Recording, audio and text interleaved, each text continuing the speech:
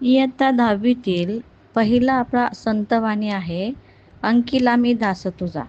या अंकिला मी दास तुझा याचे संत कवी आहेत संत नामदेव महाराज.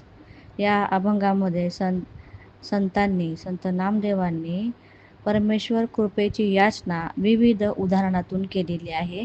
उदाहरणार्थ आई आणि बाळ, पक्षी आणि तिची पिल्ले, गाय आणि वासरू, हरिणी आणि तिचे पाडस, चातक आणि मेघ अशा अनेक उदाहरणांचा यांनी वापर केलेला आहे. पहिली ओळ ते म्हणतात, अग्नी माझी पडे बाळो, माता धावे कनवाळो, तैसा धावे माझी या काजा, अंकिला मी दास तुझा.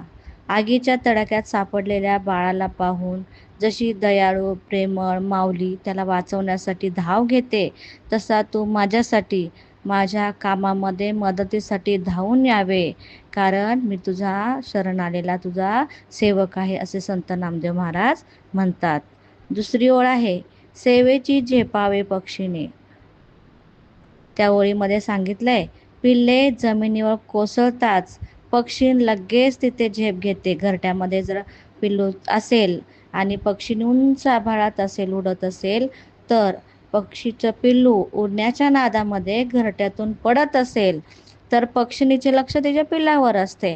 ते लगेचच ते पडताना पाहून लगेचच धाव घेते आणि आपल्या या बाळाला ती वाचवते.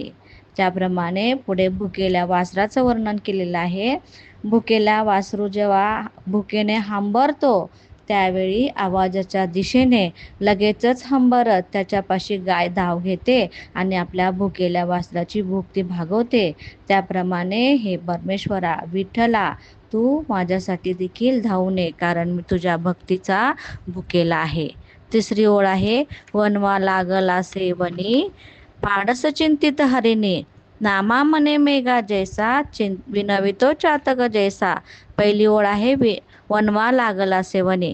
रानात वनवा पेटताच, वनवा म्हणजे जंगलाला लागलेली आग, वनवा जर पेटताच हरिणी आपल्या पाडसाच्या चिंतेने व्याकुळ होते. त्याप्रमाणे तूही माझ्यासाठी व्याकुळ हो.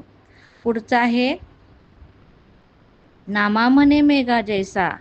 बघा, चातक पक्षी हा फक्त पावसाचे पाणी पिऊन तो जगतो. तर तो मेघाकडे म्हणजे ढगांकडे विनवणी करतो की हे मेघा, हे ढगा, तो पाऊस पाड.